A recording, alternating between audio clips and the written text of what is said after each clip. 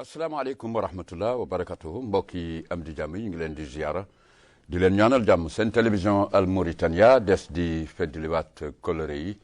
ñu jox ca mbokk yi nga xam ni ñi ngi njaago ba gaani rawatina ak ci Brakna ak ci Gorgol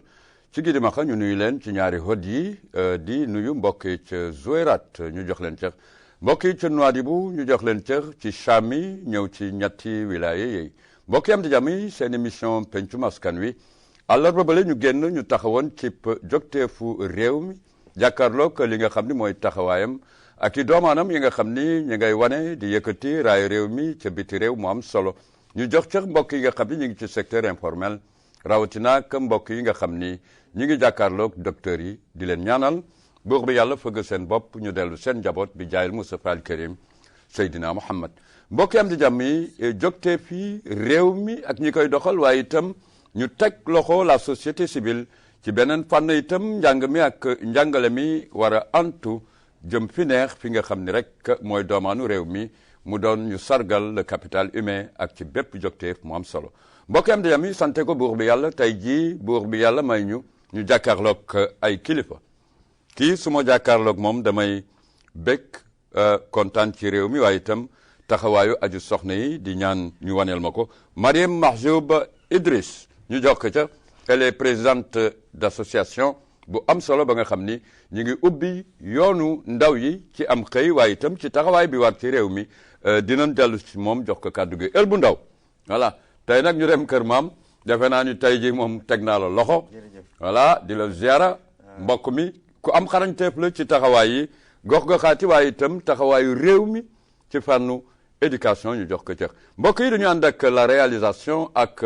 caméraman yi ci xarale gi di jaajëfal mbokk yëpp mbokki réew mi ñu dugg ci waxtaan wi alors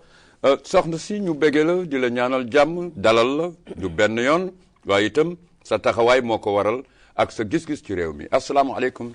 wa rahmatulah wa barakatuh asalaamaaleykum wa rahmatullahi taala wa barakatuh ñu ngi lay ziyaara di la dalal jàmm maa ngi leen di delloo ziyaare di gën a kontaan ci dalal bi parce que c'est pas donné à n'importe qui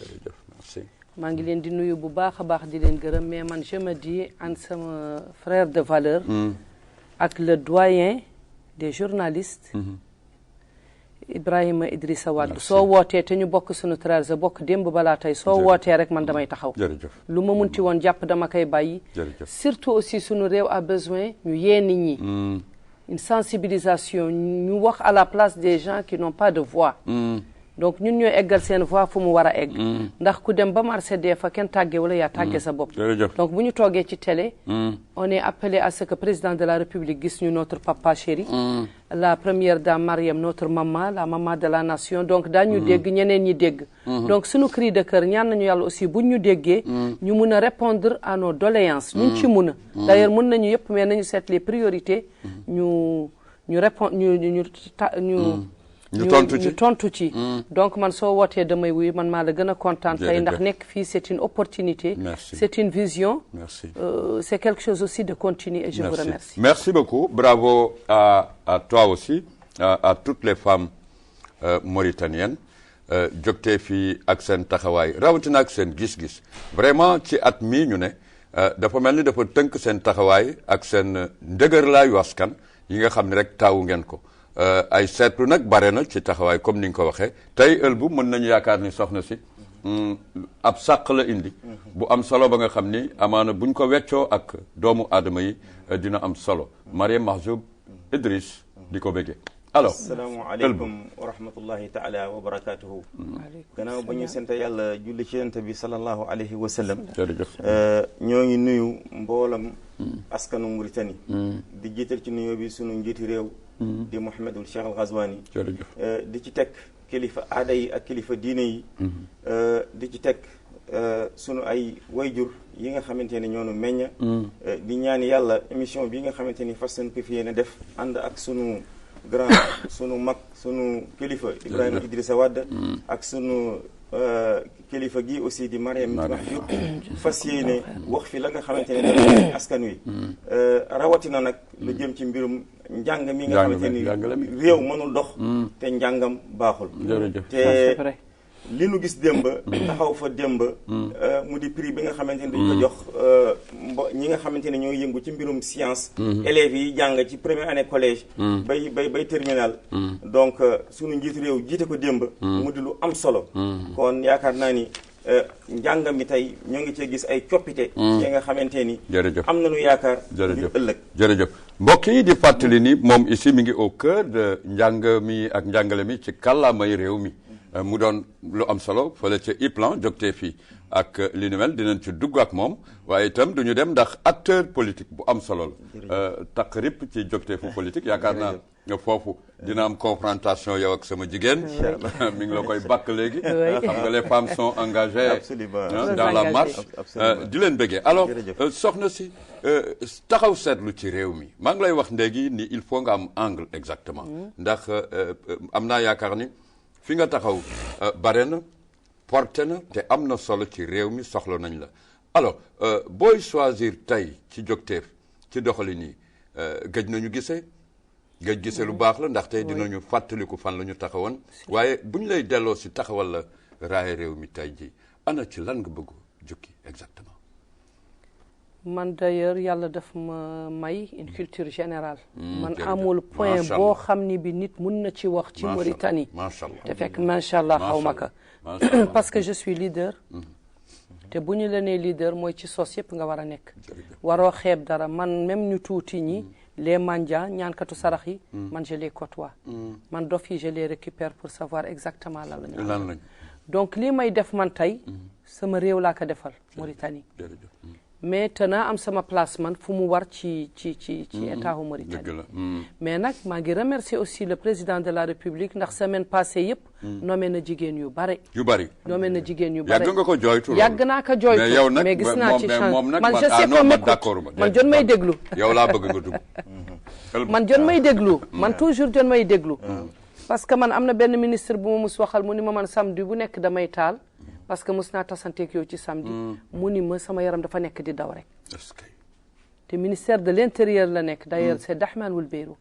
ma ni ko pourquoi mu ni ma loo wax li dafa am sens tu as ta place à la présidence comme conseillère ma ni ko man du ma waxal sama bopp mais damay waxal askan bi yëpp ndax bu ñu demee ci enseignement bi dem na ba nga xam ni làggi na changement bu ñu ciy bëgg def bi léegi yàlla moo may ñu def ñëpp ay cri de cœur donc bu ay cri de cœur amee te président nekk suñu waajur fokk mu am lu mu ci tànn pour développer ka bu ñu demee aussi ci domaine santé ku nekk xam nañu santé mel ci Mauritanie da nga ndaxte ñu war ñu faju fii ñun ñu topp leen bu élimaanu juma dawee kon taalibe yi daañ ca topp bu ngeen demee yéen ministre ambassadeurs yi généraux yi ngeen di faju à l'étranger donc ñun lu tax ñuy faju fii déjà bu ku am ci ñun xel te am xel tegul ci jàng am xel mi ngi tegu nga suur sa weenu yaay maanaam doomaanu réew bu ne am na loo war lu ñu war jàng ci yow ngir mu doxal réew bien sûr parce que man su ma gisee diw dem faju ji étranger te nga kilifa réew mi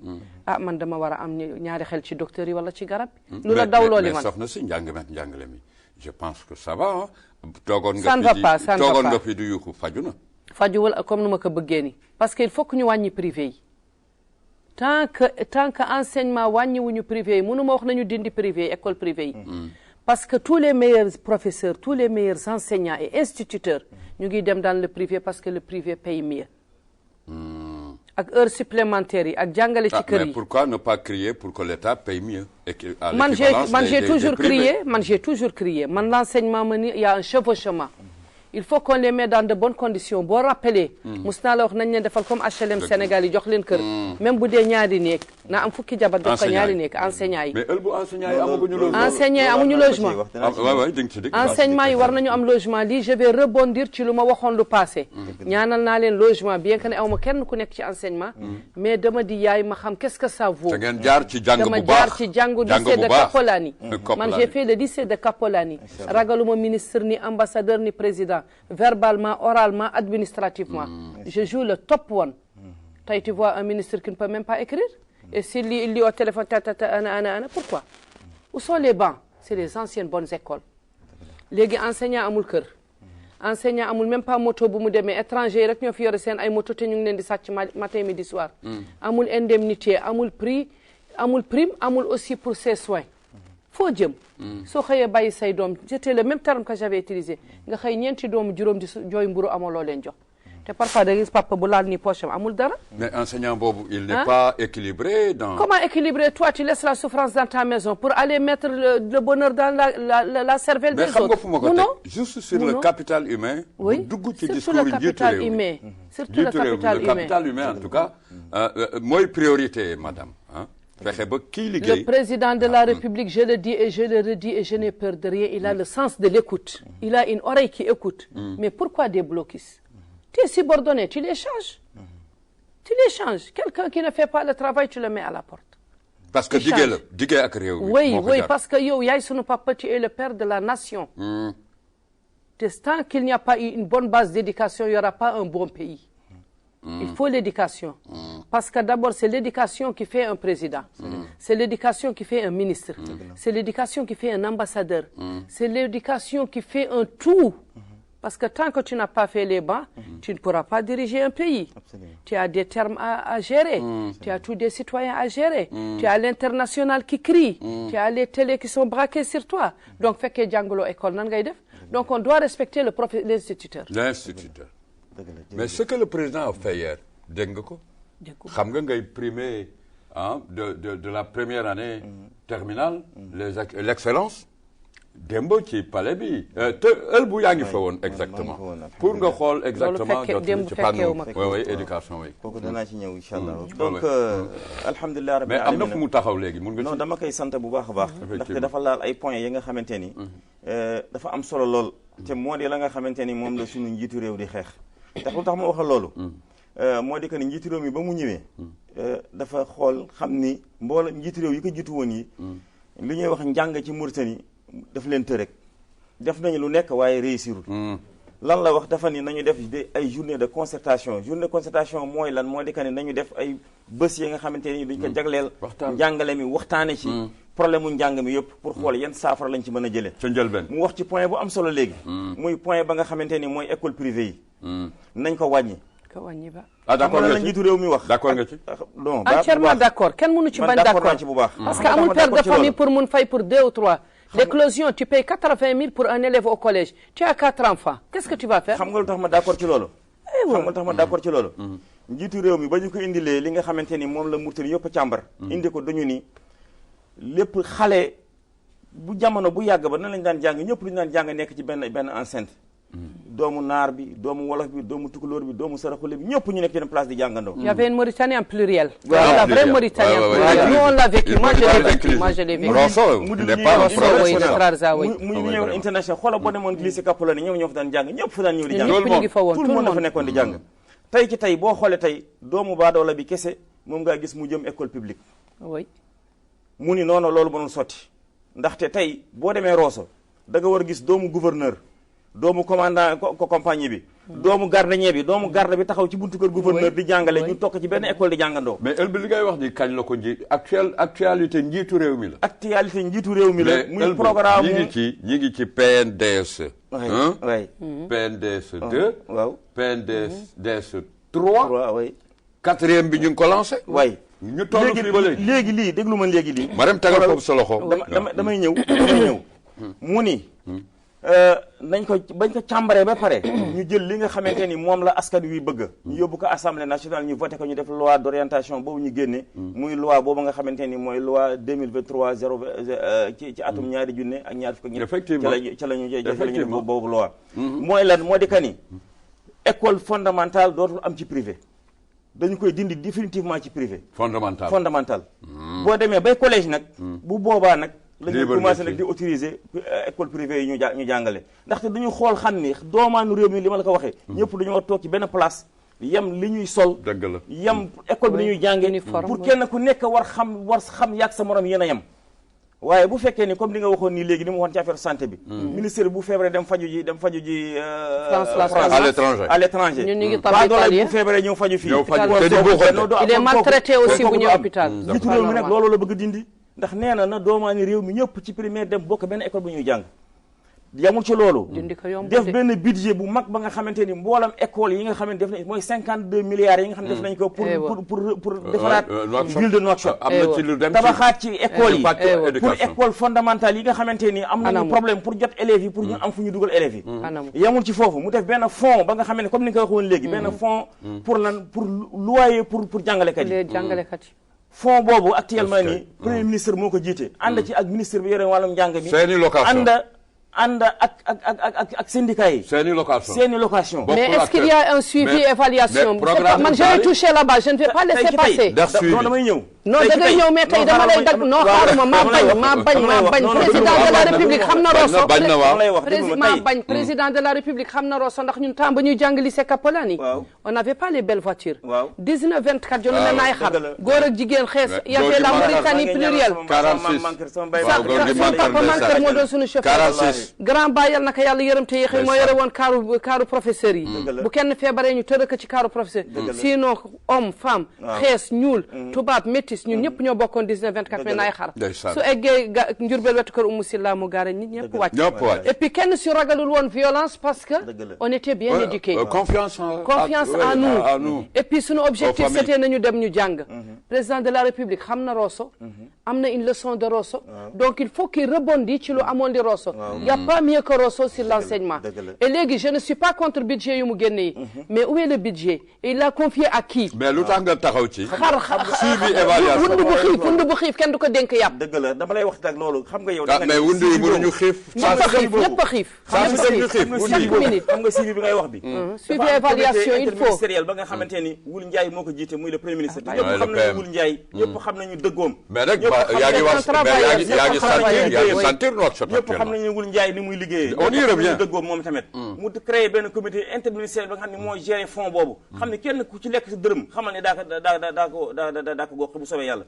te li ma lay wax ci njàng mi tey suñu ministre bi di Houdamanti Babay ñu koy nuyu de passage moom tamit mu lëkkaloo ak premier ministre ak syndicat yi ñoom ñooy gérer fonds boobu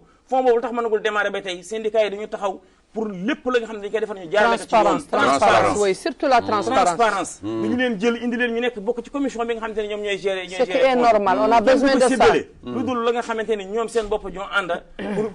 pour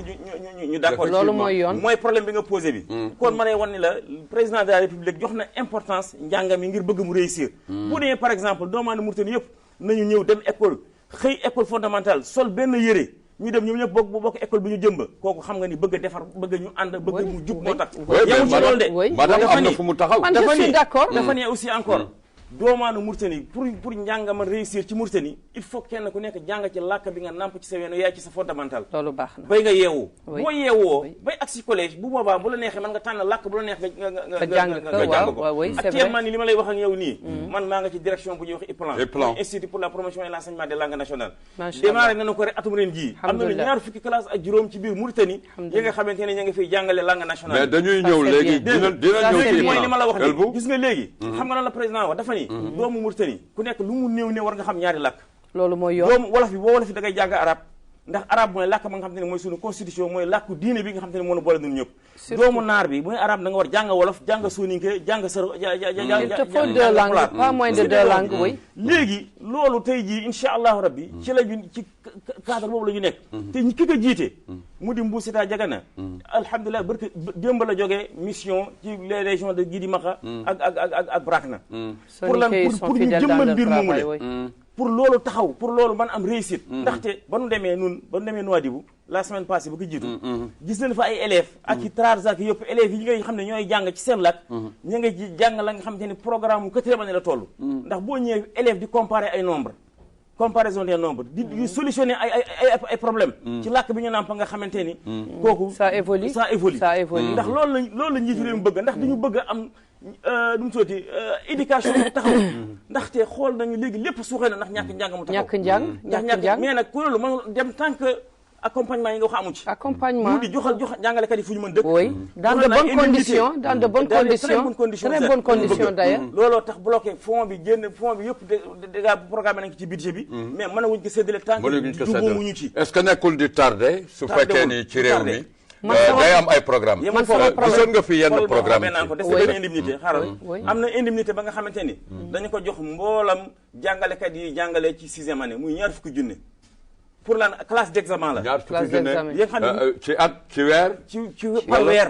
weer wu jot weer wu nekk bokkul ak indemnité. CREI bi ñu leen di jox. ñeent fukki junne ak juróom. bokkul ak éloignement bi nga xam ne ñu leen koo jox. assurance maladie bokkul ak indemnité de direction bi ñuy jox directeurs yi. assurance maladie bokkul ak indemnité ba nga xamante ne dañu koy jox les directeurs travaux spéciaux.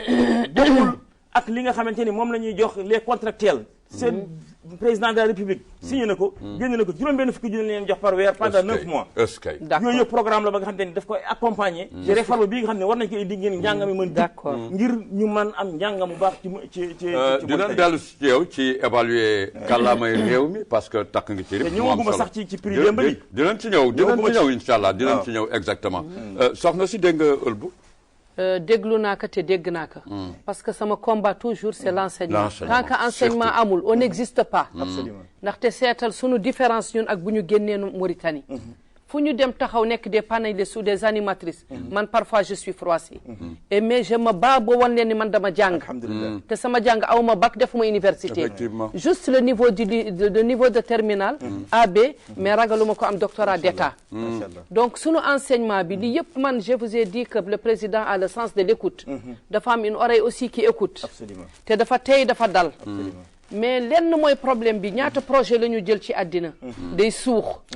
toujours c'est l'entourage dama ko yàgg wax mais pourquoi ce qu'on entreprend toujours dañ koy reprendre di ko reprendre y a un problème wala projet goudron yi je te donne un exemple biig si guddi am na fii goudron boo xam ne bi mi ngi bëtt yëpp oto yi di dugg ndox di génn te bu bees la bés taq fii ci Tafrax Zeyna parce que ñun koy jox ñi jonu xiif je l'ai toujours dit sa wundu boo ko tëjee ci néeg juróomi fan nga bàyyi ko mu génn bu ko dénk yàpp da koy lekk yëpp mais da ko jox ration toujours nga koy ravitailler ba mu normal boo ko joxee da koy seexlu dem ndax da nga ko dénk c'est la même chose que l'état mauritanien un bon état un beau état avec des jonu am des feuilles de route qui sont très bien mais le suivi ak évaluation bi topp ko ba ñu atteindre apogée bi def ko nu mu war moo manqué parce qu'il ne confie pas la chose à l'homme qu'il faut à la place qu'il faut ni la femme qu'il faut à la place qu'il faut ah oui chez vous-même chez nous-mêmes il y a des femmes qui restent je suis là mais je suis là restante pour man yow des nga vraiment man je veux être une conseillère dans l'enseignement et partout non dama gis lu ma yéem muy lan ministre de l'éducation waaw Houda muy nit bu simple xam nga bu fekkoon woon ni ku rëy la mi ngi lay contrer ci benn fan dama gis mu jóg jigéen la dama gis jigéen muy jóg moom di dem di doxal boppam soxloom dem bu soxloo dara dem jëli ko bu soxloo dara dem def ko bu soxloo dara lire fa discours bu am solo mais xam nga bu doon ku rëy du ko def dafay toog di joxe mooy damay dëggal jigéen ñi responsable di ñuy jox jigéen ñi mais moom nee na def na moi vraiment je suis d'avis avec la ministre de l'éducation quand elle se déplace pour faire toute chose pour elle-même c'est qu'elle a reçu une éducation de base une éducation de base chez elle et puis attention balaa ngay bàyyi ministre wala ambassadeur wala président de la république génn pour def dara seetal fu mu jógee seetal ku ko yar ndax ñetti yar moo am éducation de la famille éducation de l'école et éducation de la rue quand on les associe les deux on devient un top one absolument elle est bien éduquée mais am na ñoo xam ne jonu cinqueeku da ngay nekk mag mu jëm ñu la jox ma papier bi tu me passes le stylo ma ngi toog ci biir kaw siège bi mais quand même je sais que entre Houda Sabiya ak ñenn ñi il y a une grande différence mais c'est des grandes dames qui font leur boulot en tout cas moi je ne vois pas ça comme ça moi une femme qui est impolie une femme qui est insolente une femme qui est arrogante duma ko wax une grande dame mais qu'est-ce que une grande dame dama koy wax leur comportement et leur habillement da ngay gis kenn si ñoom nekk conseil de ministre sa bopp nii génn tu te maquilles vulgairement man maa ngi nii defuma ko parce que j'ai reçu une bonne éducation de base ndax ñëw naa déjà primo sama càmmiñ nga mais góor nga je dois avoir un respect pour toi mënuma def rouge à lèvres bu xonq def fii ay fard rëdd fee génne ñetti karaw yu ma yàlla yi may mais damay doog correctement ku ma gis naw ma ku ma gis respecté ma ndaxte dama judd ci famille bu baax yaru ci famille bu baax judduma ci mbaam namp ci bëy on est d'accord donc arrogance yenn jigéen ñi donc Houda moi je ne l'ai jamais vu mais je l'apprécie et j'apprécie comment elle s'habille je donne l'exemple de Nahamat Hamdi Ould Moukidas elle s'habille correctement je ne suis jamais rentré dans son bureau. Je ne suis jamais rentré dans son bureau. Elle s'habille correctement, elle parle correctement et posément. Mais nag si elle est xam nga man réew mi je pense que bu ñuy dem ci fànnu éducation aussi ça renforce l'éducation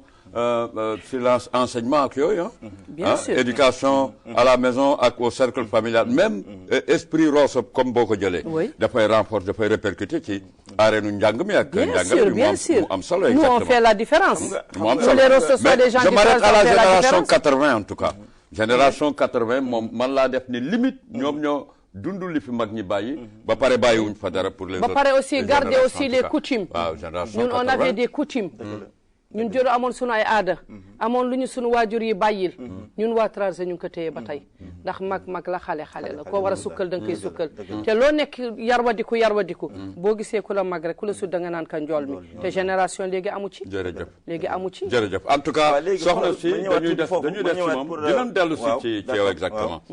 soxna si dañuy taxaw ci lenn loo xam ni dañ la ci seen ci béréb waaye dafay dolleeku ci bëgg sa réew taxawal sa réew réew mu ne nag di séntu souveraineté ak liy xew ci àddina bi léegi insécurité totale wóoluwuñu kenn les pays se renferment entre eux sur le plan sécurité exactement jaadu na tey ñu taxaw réew mi taxaw ni doomaan yi nga xam ni ñooy bàyyeekoo ci yeneeni réew yi ñu sàlloog li nga xam ni mooy luy wéy ci réew mi ci cadre enregistrement yeeg ak nga nekk daal ci lu wóor exactement am réer bu fi jaar ñu woolo ba tàyyi ngeen nga joxe sa kaddu sa taxaw seetlu tey la ko yàlla dogal parce que dama ci am kaddu ndax man dama di citoyenne mais citoyenne bu doy waar la ndax suñu nee Mauritanie ni Sénégal ni Mali ni le Niger Maroc Tunisie yi c'est des pays voisins te bu ñu nee pays voisins rek nee nañu benn lañu donc lii moo ñu téye ñun ñu ngi nii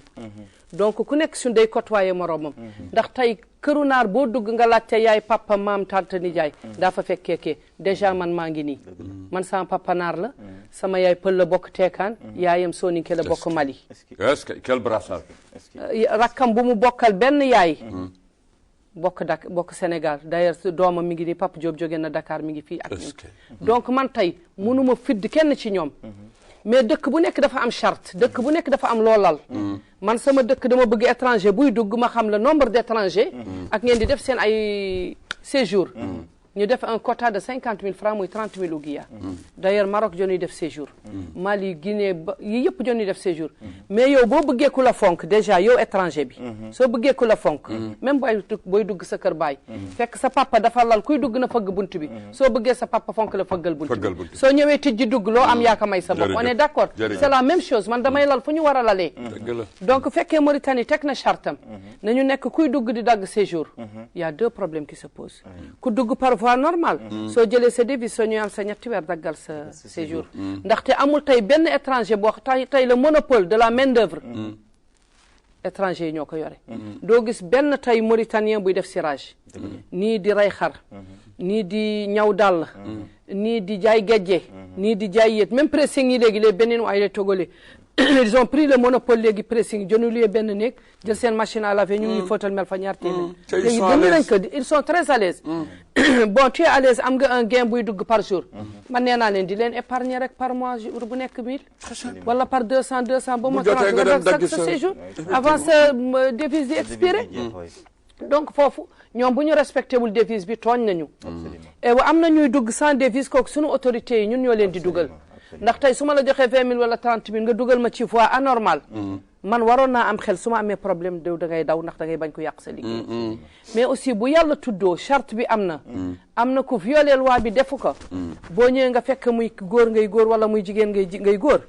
da nga ko war respecté na nooy respecté sa jigéen wala noo bëgg ñu def la kamaatu diin tu daal ni ma bëgg ñu man tey ni ma bëggee nga xëppee ma ndox noonu laa lay wisee ndox yéen société civile fa ngeen taxaw société civile foofu la ñu taxaw te c'est vrai waaye nga gis kilifa bu jógee ci néegam bu mu luy bàyyi fa jabaram ak ay doomam bàyyi fa xunxunaanam ak yéppam dem di liggéey nga ñëw ko ci lieu de travail am téye yóbbu dindi téléphone am fay dépoché ko lu mu amoon yëpp ba pare nga naan ko jox ma 20 000 wala 40 000 loolu maa ci taxaw mu bàyyi la nga dellu soit suba jël si ko su bañee nga jël kër a fule ko delluwul këram gisul njabootam du jabaram téléphone am fay nañ ko fan la jabaram di gisee jëkkëram fan la doomam di xamee fu ñu nekkee am na ci ay cas chaque jour des cas maa ci teg sama bët maa ci teg sama bët ndax man marché capital lay liggéey suubkat yi jaaykatu rob bi joni daw dàqe nde saa yi jon leen dàq ba gaañ leen te mu wóor la ni bu dul woon tëni boo sol bi soo ko dàqee mu gestu daa daw soo ko nee nii mu ni la nii donc il faut toujours utiliser la diplomatie la modestie l'élégance et l'éloquence de la chose soo bëggee jot loo bëgg waxuma la loo moom man loo moom lu ma moom sama droit la dama koy jël mais lu boo bëggee am loo jot loo bëgg da ngay teey nga dal am na damay stratégie oui une stratégie salaamaaleykum booye carte séjour ak raay maaw xaalig waynhu bu la nee kër ga vous avez un grand budget des financements de l'extérieur pour la migration et la clandestinité donc mettez des bonnes personnes intellectuelles. Ne me mettez pas des agents de police illettrés. Ne me mettez pas des agents de police qui étaient des enfants de la rue. Par exemple, la gendarmerie, c'est un corps que je salue. C'est des intellectuels. Ah oui, c'est des intellectuels, la gendarmerie. Mais il y a des enfants... Non, pas comme tous les corps. Non. Bien sûr. Nous, on est vraiment bien portants. Man, j'aurais bien voulu que la police soit encadrée. Même la police. Il faut les encadrer. Ah oui, vraiment. Mais liggéey boo dem am na exactement. Mais commissaire bu nekk xam na équipe am su ma demee ba di yónnee sur le terrain je fais le choix ma jël koo xam ne kii sait parler il sait respecter les gens et il est respectable effectivement xam nga réew mi moom xam nga réew mi léegi toll na fa nga xamante ni toll na fa en tout cas il faut qu'il y ait un changement il faut qu'il y ait un changement moom mi ñuy wax ñu fontu jeex na dara mënatul nëbb il faut qu'il y ait un changement dara mënatul nëbb actuellement nii fi moom mi ñuy wax ñu fontu jeex na yow sa problème bi ngi réglé directeur sûreté ma ngi toog te yaa ko commencé réglé ñaan naa yàlla mu changé ngi taxaw di xool gouverneur yi macha allah kenn ku nekk ñoom xabaar boo jot boo ko jotee li nga ci war def daa ci taxaw nga def ci li ci c'est ce qui est normal gis nañu fi ay policiers yu ñu arrêté gis nañu fi ay gendarmes yu ñu arrêté ndax doxaluñu yoon gis nga problème mu mbir mi ba mu jógee man seetaan naa émission bi nga xamante ni wala visite ba nga xamante ni kii mu tuddi Bekkaay Abdoul Malick je crois mooy yore affaire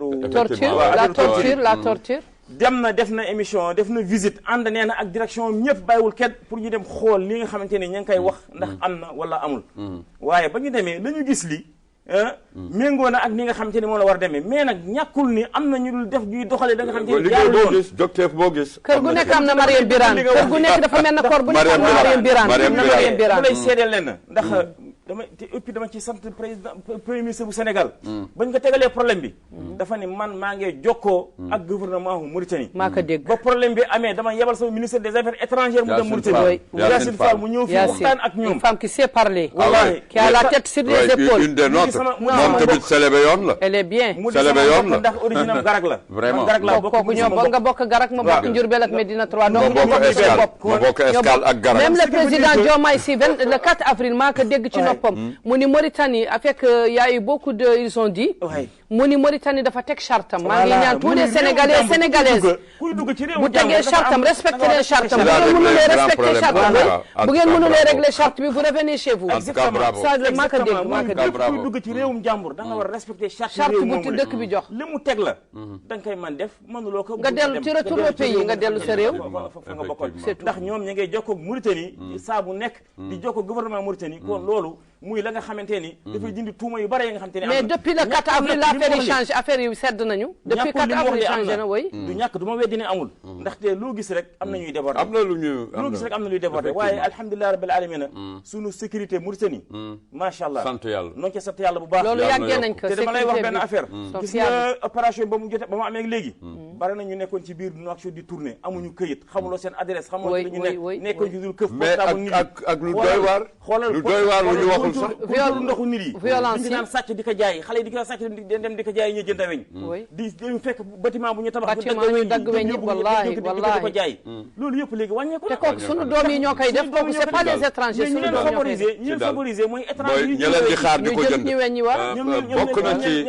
bokk na ci lu am solo il pilote la violence du piloter la violence parce que ñoom il achète et man tous les moyens sont bons pour arriver à les enfants repoussent chemin de l'école pour aller dans la rue ndax sécurité ndax boo tuddee nelaw ba yandoor da nga war sant sécurité bi su ma tuddee nelaw ba yandoor ma war sant sécurité bi mais bu fekkee ne sécurité amul mënuma nelaw mënuma génn soo génnee balaa nga changement yu bare am na changement yu bare am na est-ce que li xew démb bokk na ci changement li xew démb ndax ñu ngi woon ak njiitu réew mi waaw li xew démb xam nga nun ñu taxaw ci tuuti bala ñuy dellu ci dañ koy sant président de la république ndaxte xëy na lii fekkoon nag fi waaye daf koy yóbbu fa nga xam te ni àggu fa woon ndax boo ñëwee ba ñu jël prix benn élève ñu koy jox prix 1 million kooku wax dëgg yàlla sant yàlla ak yokkute la ci njàng mi prix prix xoolal dafa def benn jongante ba nga xam ne dañu ko wax jonganteem science ci mooy matières yi ñu xam ne dañu koy jàng mu di mathématique science ak physique les matières scientifiques ñu dalee ko ci 3e année collège 4e année collège 5e année 6e année ba 7e année am lu ñuy wax rallye am lu ñuy wax olympiade dégg nga ñoom ñëpp région yi nekk duñuy def dañuy commencé ci seen région Rosso taxaw na ci képp ka nga xamante ni bëgg nga bokk da ngay ñëw nga bindu ca région ba ngay jàng ba ñu def première phase bi ba ñu defee première phase bi élèves yi nga xamante ne admis nañ ci première phase bi ñu dem phase régionale ñu def réew mi dañ ko def par pôle ñu boole Trarza Brakna Gorgol ak Gidimaxa pour ñëpp xej ñu dem ñoom tamit jongante muy deuxième phase bi kon nag démb région yu bare ñëw nañ dernière phase bi moo doon démb non déglu ma dafa am première phase boo ci yéegee mooy école région bi ñoom ñoo bokk d'accord ñoom ñoo ci participer ñi gagné ci école bi ci région bi ñooy dem ci sous région bi dëgg la ñeenti région yi ma la wax yi Trarza Brakna Gorgol ak Gidimaxa ñoom ñooy ànd def benn dem compétition école yi ci gagné ñoom ñooy ñëw def troisième phase mooy niveau national mooy phase bi nga xam ne fi ngay génne pour am sa prix la phase finale moom moo doon démb ko jiite président de la République moom moo ko jiite mu am ñu gagné ci mathématique am ñu gagné ci science am ñu gagné ci physique kenn ku nekk ñu jox la sa prix Rosso boo koy xayma lu ñu yóbbaale Rosso malheureusement voyage bi génnuñu mais yokkute ak gis nañ yokkute am na yokkute mais Rosso ren doxul ndax Rosso chaque année dana am coupe ah mais madame nag chaque année Rosso yaa fi tagg Rosso ci Koppalaani ak est-ce qu'ils sont pas en train de régresser ren moom duñu daanu bon il faut qu'il régresse à cause du téléphone léegi le téléphone bàyyitul xale jàng il faut vous mettre dans la tête que ñun on vit sous le toit des blancs dëgg la mais les blancs ils nous tuent sans armes absolument ndax téléphone yi tey da ngay gis xale man sama sët ñeenti at la am dafa naa mami YouTube bu nee YouTube non kooku moom dafa civilisé YouTube lay laal flèche bu xonq bi dugg ci lu ko neex xale lu ñeenti at bu nekkee nii tey da ngay gis mbaam fel nit mi ngi yore téléphone nga gis ko dugg douche di wax téléphone donc nag xel mënul séddale sur 10 voitures sur l'autoroute choc yi les 9 ont des téléphones nga dugg ci kër fekk nombre de personnes nombre de téléphones mais madame yeneen réew mi ils te surprennent avec le téléphone en conduisant c'est une sanction c'est une pénalité pourquoi pas ici ça manque xam nga li ñu doon wax léegi ça manque il faut qu'on arrive à radar yu ñuy wax yak yëpp ça manque li ñu doon wax li ba teeral li ñu doon wax li muy prix yi nga xamante ni ko doon joxe démb muy prix yu am solo yooyu nga xamante ni président de la République bàyyi xamam yëpp ñëw toog jàkkaarloog élèves yi ay xale yu ndaw macha allah xoolal Zouérat gagné ñëw xoolal Kiifa xoolal Kayidi xool na mu sore moo laa wan ni la mbir mi réew mi yëpp ko bokk bëgg na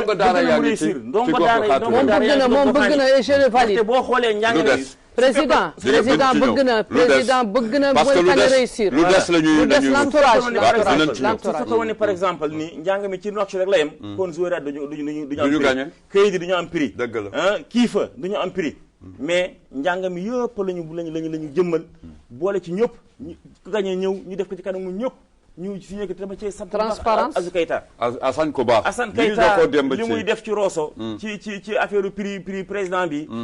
c'est extraordinaire ba mu commencé ak tey moom mooy diriger mais est-ce que gis na ci boppam exactement mooy diriger est-ce que gis na ci boppam exactement bon de toutes les façons defe naa ni Rosso yëpp war nañu lëkkaloo pour dimbali ko exactement xam nga loolu nag moo des ndimbal amul xam nga mooy ñàkk way ñàkk waxtaan sensibiliser leen bay ñu xam solo si Assane Keita am ci taxaw bi muy taxawaay doomaani Rosso pour ñu am réussir pour ñu mën am prix yooyu waaye nag mënul dem tant que direction régionale bi jàppale wuñu ko waaw bu direction régionale bi jàppalewul woon kon du am li nga xamante ni moom mais nag yow mi jógee Rosso itam mais Rosso am na ay haut cadre attention tu as un problème exactement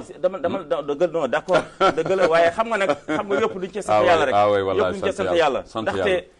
jóge faat mu ngi mel ne jóge wu ma fa dëgg la ndax bay léegi noo ngee dox ci la nga xamante ni presque Rosso tax nu koy dox surtout ça bu ñu ma yebalee ma ñëw di toogal wolof ci IPLAN muy lu rëy waaw te mu doog a jël secrétariat général bu après la warim association bi toppatoo kàllaama bi ñu ngi la ciy félicité exactement di ñu jox léegi sa impression soxna si juróom fukki milliards juróom-ñaar 0,7 yu topp biñ ko joxee ci diir war nañu am meññeef tey jii fi ñu nekk. man gisaguma aucun changement mais je sais ñun PK on a changé PK de vraiment. man leen gis naa ko man gis naa man je fais un changement sur deux choses man dama bëgg changement sur deux choses. man en tant que Mauritanienne. te en tant que j'aime la Mauritanie te dama bëgg Mauritanie lu ma am Mauritanie moo ma ko may.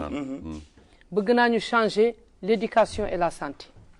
éducation santé et la santé parce que léegi budget yii ñu am xaalis yii ñu am. am na nu ñu koy jàllalee fu mu war a jàll. on va faire de la Mauritanie un hirondelle. mais jox ñu sa stratégie exacte. sama stratégie exacte taw moo di ñoo nañu jël nit ñi par critère. est-ce que xam nga ku jàng l'homme qu'il faut à la place qu'il faut. l'homme qu'il faut et la femme qu'il faut à la place qu'il faut. mais jël leen nit par ses critères. jël leen nit par ses critères. yow soo jëlee léegi un petit comptable te tu es un expert comptable. boo xam ne dafa jàng ba yey kayit nga jël ndax kee sa mbokk la wala il vient d'un réseau d'un appel wala d'une intervention. tant que dinduñu les interventions. on ne réussira jamais. intervention facilité yi. facilité mais nag tàmm nañ ko de. tàmm nañ ko administration boo dugg. administration boo dugg. mais Mouskaaru daf lay téye nga gis ku téléphoné général mu téléphoné agent bu tuuti ni ko dindi. vous avez donné posé vos règles. vous avez donné une feuille de route. vous avez donné des instructions. agent bii na def ni agent bii na def ni. yow moom général bu la ni téléphoné. jëlal nga fay à la place de kooku. mais waroo jël sa agent nga ni katal si. mu dindi sabo bi. bàyyi la nga dem. man moo amul mi général wala liet naa ma des foofu. sabo may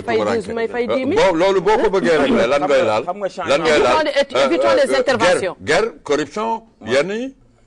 bon ce n'est pas aussi une corruption parce qu'on utilise trop les liens et les interventions nañu dindi intervention tuuti ñu tekk de côté. intervention du ñàkk. ndax man tey fu ma dugg bu ma duggee foo nekk yow. même bu fekkoon affaire bi dafa mag daa ko wayafal mais bu ko dindi yëpp nga bàyyi keneen ki doo ko dimbale. nañu teg intervention de côté. nañu jël les critères. l'homme qu'il faut à la place qu'il faut. la femme qu'il faut à la place qu'il faut. am na fii ay jigéen yoo xam ne il peut avoir le monopole. ñu ngi nii di traîner. ak yow ci nga bokk man maa ngi nii. déposé naa partout et nulle part. pour une petite conseillère secrétaire ak yooyu dépassé naa ko. te naa am place sama ONG daa yore di ko véhiculer. te am nga fi leer na ni luñ la jox nga doxal. mbaa du man fii Mauritanie fii loo ma jox ma jëmee ko kanam. bu dee santé je bats le record ndax def naa ci ay vidéo bu dee santé je bats le record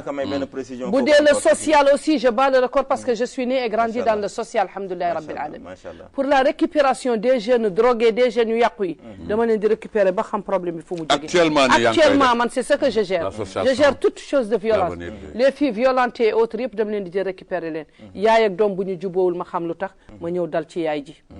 ñi nga xam ne jonu divorcé yenn saa yi jigéen jee déconné wala góor gi je suis là pour rapprocher les gens pour les accompagner et pour former les jeunes. Vous êtes prête à aller à Mazef? Moi je suis prête à aller partout. Ça vient en tout cas. Je suis prête à aller partout et j'ai toujours mon mot à dire parce que je connais la Mauritanie je connais Nouakchott xam naa les belles grandes maisons yoo xam ne mbaar yaa ngi ci ils meurent en silence feebar ils meurent en silence xale yi jànguñu kee sol tubay kee solul tubay jigéen ji yore ñetti xuruj yu mu ñaan fa walaay desitu ñam di ko jaxase di ko tàngal pour jox ko say doom di attaay ci potu tamaate léegi on est au presque 22e siècle waratul am te ñeneen ñi vivent dans le luxe insolent xalaat leen képp ku la sut war na la beesee loxo mais pour que Mauritanie ñu def ci loo xam ne am na continuation s'ils veulent ils me mettent en prison du am non yow doo dem du am parce que ñu ko war ñi gérer le président a toujours dit de bonnes choses et il a une feuille de route très claire il a un excellent programme et puis il connaît la Mauritanie il l'a dans sa main mais il n'a qu'à faire une révision sur les subordonnés les ministres les ambassadeurs les préfets les gouverneurs c'est que c'est passé à Céliba bi kooku ñu sulli néew bu ñu sulli bi diri ko amul fenn ah ba ko président de la République yéegee il était hors de Nouakchott mu woo le ministre de l'Intérieur ils ont enlevé tout ils ont enlevé tout le monde mooy li ma ko bëgg a leeral tuuti rek mooy changement bi nga xamante ne tey man je n'appelle pas ça changement ils sont en début de changement moom nee na gëm na 57 milliards yi gëm na ko début changement moom am na c'est un budget qui existe gëm na ni mi ngi feeñ meññeef bi fan la feeñal bu mbaa ñëpp ci garab yu ñu def ci goudron yi ñëpp ci garab yu ñu def ci goudron yi en tout cas nous boo jëlee ak su PK ak yenn ba nga xamante ni da daan ñëw romb feu rouge rek romb ko dem yoonam du ko sax faale amatul oui jël téléphone am nekk ci feu rouge bi kenn ñameetu ko tey ku ko def caméra ni la tak jàpp kenn ñameetu ko nga toog bañ jàpp sa oto yóbbu ko fourrière amul ngay ministre amul ngay secrétaire général amul ngay colonel amul ngay leneen man laalaguleen changement bu ma dëgg bi laalaguleen man j'ai pas encore fini dinañ la bàyyi nga teg nga jël xam nga dund nit yi wax dafa ci am solo xoolal tey Nouakchott boo xoolee partout tuyaux yi ñu ngi koy changé di ko jëndi di defaat ay tuyaux yu bees pour nit yi mën naan mais pourquoi chaque fois de nouveau branchement et pourtant il y a des pénuries d'eau il y a des pénuries d'eau et pourtant il y a des pénuries d'eau le problème moo di que ni tuyaux yi ñu daan monté yi parfois daf ci am ay tuyaux yi nga xamante ni xaalis bu yàqu on fait on reprend moom la bëgg ñu di am tey boo xoolee le système mauritanien toujours bu ñuy jënd pacotille ñuy jënd bu ñu PVC bu baax bi ñu jënd PVC local le contrôle existe il faut le contrôle il faut actuellement tey suñu toll tey projet bi nga xamante ni mooy am ci Nouakchott comité interministériel la ba nga xamante ni président ministre moo ko jiite muy Wul Ndiaye moo ci waroon def moo ma ci waroon dugal duñu war toog buñ la ci dugaloon buñ ma ci dugaleen à la lettre duñu toog weer man la te dajewul ñëw nga wax ñu loo koy ci am yi manquement yi ci am yëpp ñu réglé ko kuñ ci jox projet bu demul ñu dindi ko jox keneen taxawaay boobu la premier ministre am ci projet boobu njàngami ñëpp gis nañu presque école yu bari ñu daane la fi defaraat ma bëgg a attirer sa attention waaw jëwriñ yi dañu jóge fii dem ci gox-goxaat yi waaw gox waxtaan waaw donc population yooyu ñoo soulever seen jàmbat waaw ndax ci dolli ñu def tuuti indi juróom fukki milliards yi ak lu topp ci programme bu Nouakchott dëgg la mais lan mooy priorité entre ñaar yooyu gox-goxaat yi wala exactement programme bi priorité bi tey mooy lan xam nga ñun dina am sunu capital xam nga capital il faut que mooy la nga xamante ni moom mooy xolu réew mi xolu réew xam nga xolu réew bu fekkee ni tey jii rafetul wala jaaduwul wala ku ko xool boo génnee mbalit di la yàq boo demee feebar ndax mbalit boo demee mais yooyu mooy priorité tey actuellement Nouakchott dafa doyoon waar d'accord nga ci xar kanam bi oui parce que mooy image mooy sunu image moo tax mu jël président de la République 54 milliards def ko ci te loolu nag duñ ko war a topp bu dox nu mu war a doxee surtout commencé naa gis mais il faut que mu am suivi comme ni ko sama jigéen wax amee suivi évaluation ni mu ci taxawee na ci taxaw ak fulla ak fayda bay loolu mën a aboutir xam fekkee ni bëgg nañu suñu xarkanamu réew suñu xarkanamu réew ci suñu capital lay commencé bu réussir rek lépp réussir yow sa bopp invité nga fi keroog adjoint maire bu Rosso effectivement dégg nga li mu wax à Rosso changement bu ko wax surtout projet Moudoune bi dégg nga li mu la wax fi keroog la récupération des ordures ménagères ñu transformer dégg nga li mu wax fi kon y a un début de changement à Rosso kon ce qui veut dire que duñu ci am yaakaar bu Rosso changé yëpp dina changé il en a besoin bu Rosso changé rek réew mi changé parce que mais nag je vais toucher sur Rosso parce que déjà Rosso du ma laal réew mi damay laal doomu Rosso yi à commencer par mes frères ku nekk som au cadre la amul tey institution booy dugg fekk koo fa au cadre koo xam ne ki il est natif de Rosso boo demee nga gis kër yaayam wala kër maama mi ngi màbb seetal Njurbel seetal Damal Dikk seetal Médina 3 seetal Escale ma ni leen état bi mënu leen defal wax parce que charité bien ordonnée commence par soi-même man su ma jëree tey sama kër maam Thierno Souley Dioum ñun tey doomu Binta Souley yi defar ko ba mu baax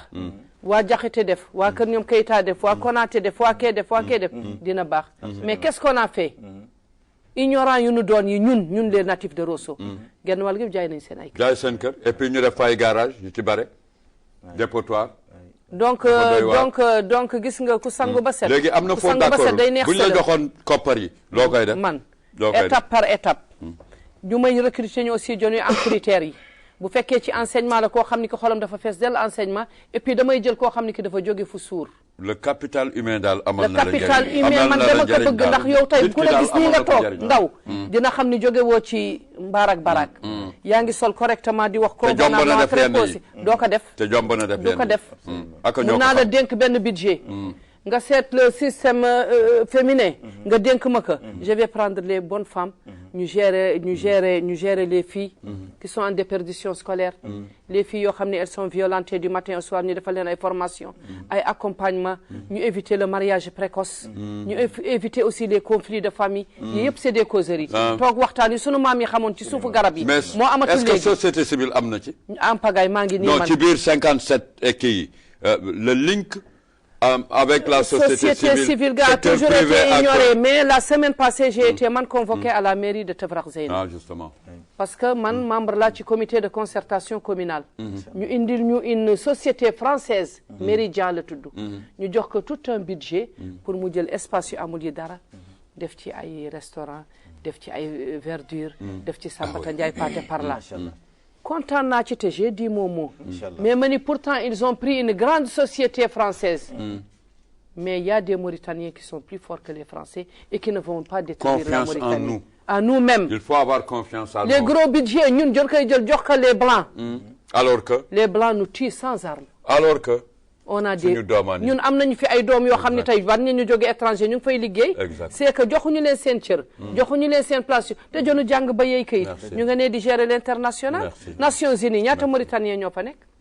Hein? Oui, de très bons Mauritaniens aussi. Ah oui, très calés aussi. L'OMS, la Banque mondiale, boo gisee ñuy dox rek daa xam ne intellectuel ci dëggukaayam nga koy xamee. ñu ngi jëm BAD aussi yàlla na ko yàlla may. ñu ngi ne BAD daf koy am. non yàlla nañu ko yàlla may exactement. Je te le confirme qu'il l'aura. Alors yow yaay tëj dañuy dellu ci yow.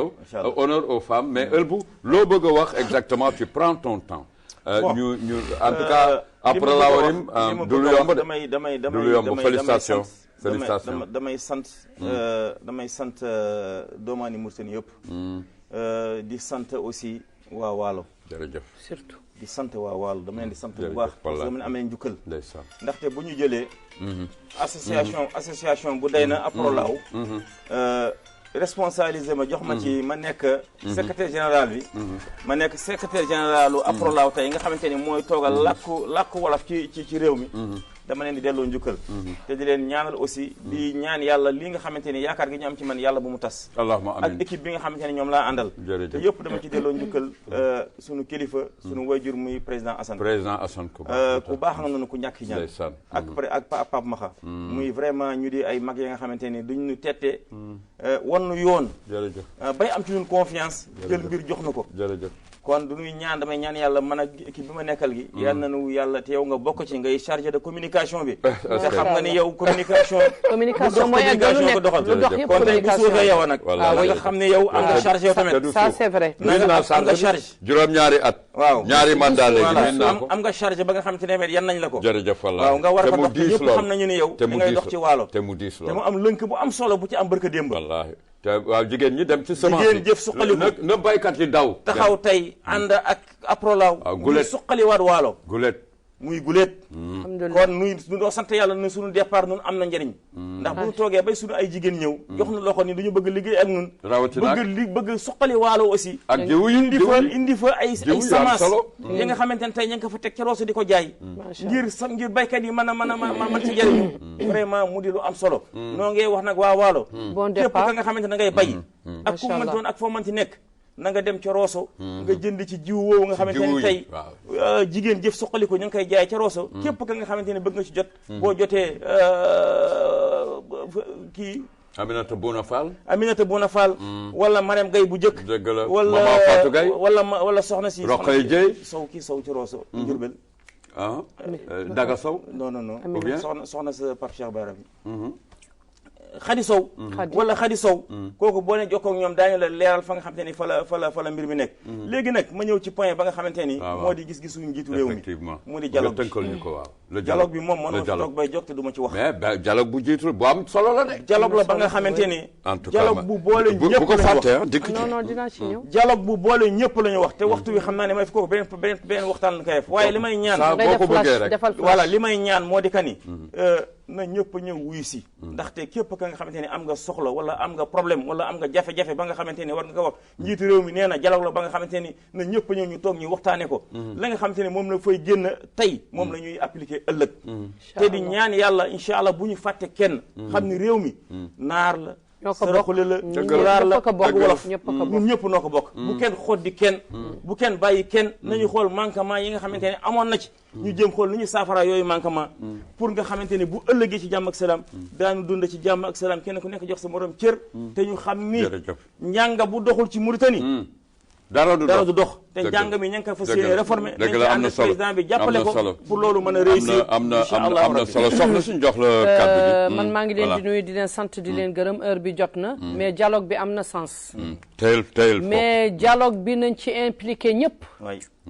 même bu ma nee man ñëwuma woo ma yow tey yaa ngi ci dialogue bi ni ma Mariam kay fekkee am naa sama kàddu bu ma ciy wax mun naa réew ma ni man kenn wooxuma mais dialogue national bi man gis naa d'ailleurs c'est la Mauritanie en pluriel nekkatul Mauritanie en singulier mais li yëpp ça rebondit sur la Mauritanie dans les années 60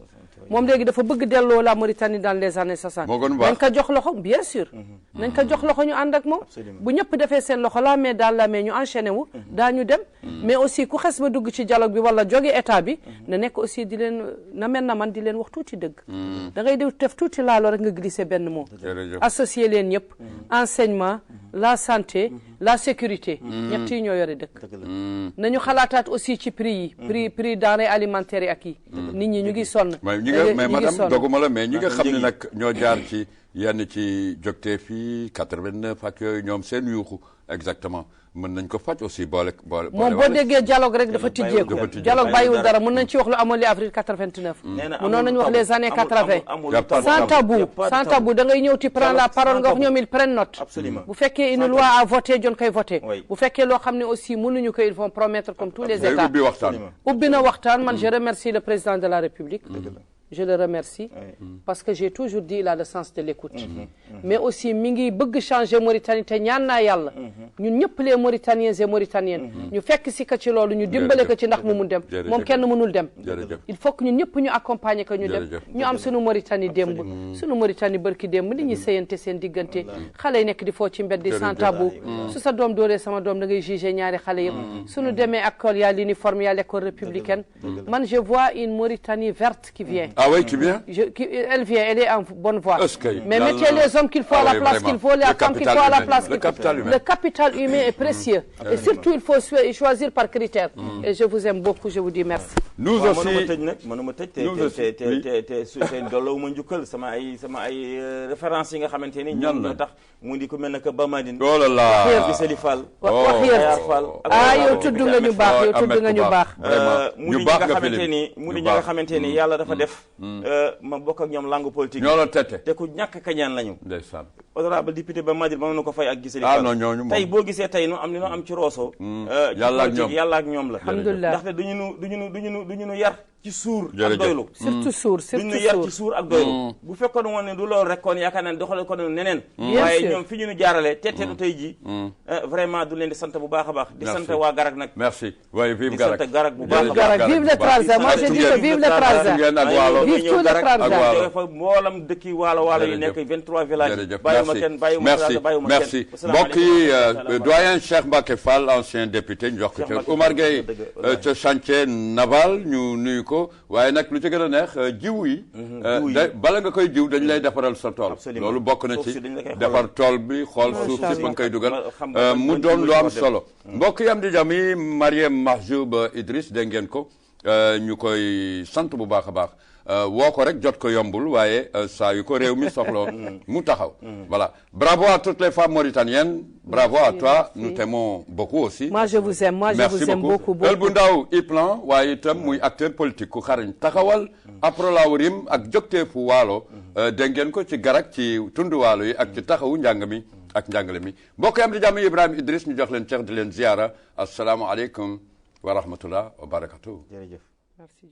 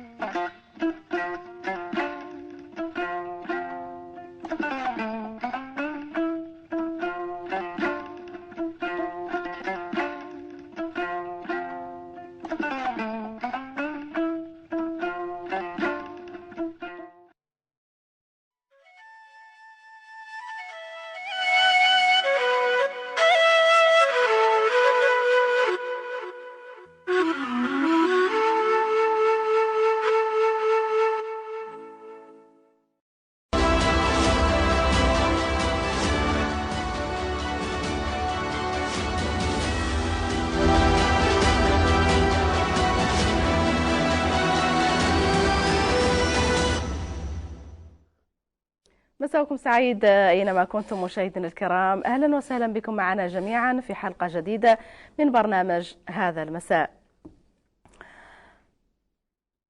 في كل عام ومع اقتراب عيد الأضحى المبارك تتجه الأنظار إلى أسواق المواشي، حيث تتقاطع مصالح المنمين والمستهلكين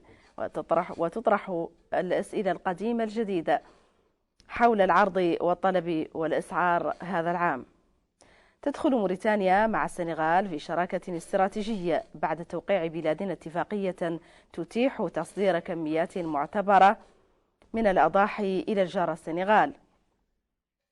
وسط إجراءات تسهيلية غير مسبوقة تشمل الإعفاء الجمركي وتوفير المياه والأعلاف وضمان أمن المنمين ومواشيهم. فما الذي تعنيه هذه الاتفاقية للمنمي البسيط في الداخل؟ وهل هي بداية لتوجه تصدير منتظم للثروة الحيوانية أم أنها مجرد ظرفية موسمية؟ نطرح هذه الأسئلة هذا المساء مشاهدينا، ونتوقف مع تفاصيل الاتفاقية وتداعياتها برفقة ضيفينا الكريمين السادة السيد محمد الأمين والحكي، مكلف بمهمة بوزارة التنمية الحيوانية. أهلا وسهلا بكم ضيفنا الكريم. ومعنا كذلك السيد محمد المصطفى والبلال،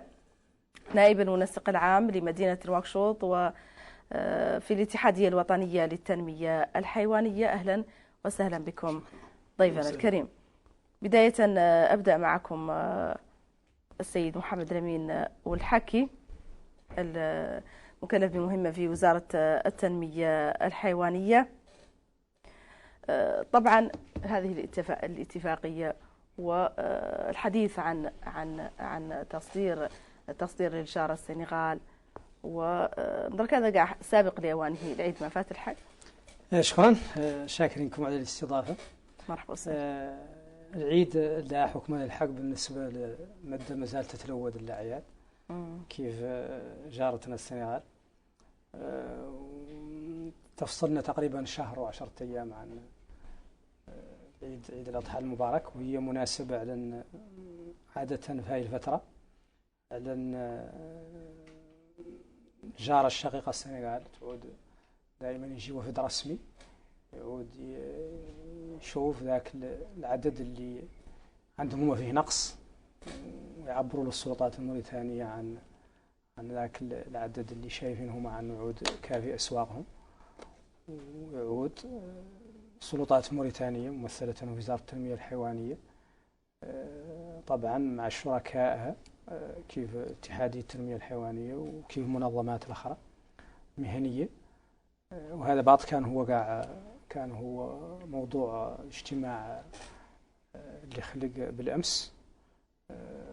بحضور الوزيرين، وزير الزراعة والسيادة